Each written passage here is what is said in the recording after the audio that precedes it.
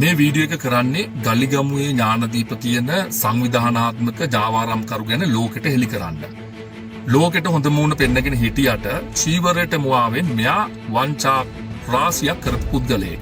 ඒ වගේම ගණේකන්දේ චන්දරතන කියන මෑතකදී මද්‍රව්‍ය සමග අත්අඩංගුවට ගත්තු ගණේකන්දේ චන්දරතන කියන්නේ මෙයාගේ හොඳම යාළුවෙක්.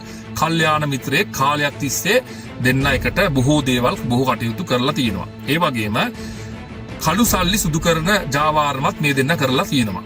ලංකාවේ සහ ඕස්ට්‍රේලියාවේ සිටින මුදල් වලට යට නොවන අසාධාරණයට විරුද්ධව නැගී සිටින්න පුළුවන් අවංක නීතිඥවරු ඉන්නවා නම් මට සම්බන්ධ වෙන්න.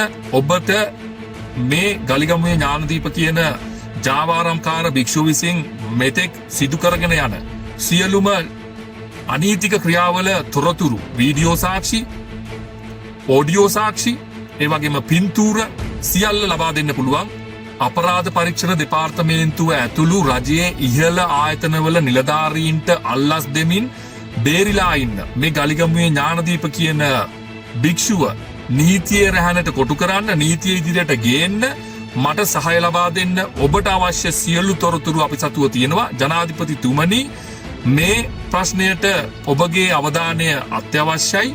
මොකද මේ වන විටත් ඉහළ නිලධාරීන් මොහුගේ මුදලට වික්නීලා හමාරයි.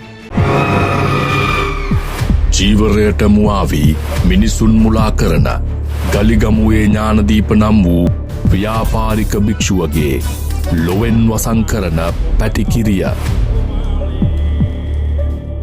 හෙළිදරව්වකින් එහා ගිය සත්‍යයේ නිරාවරණයෙන්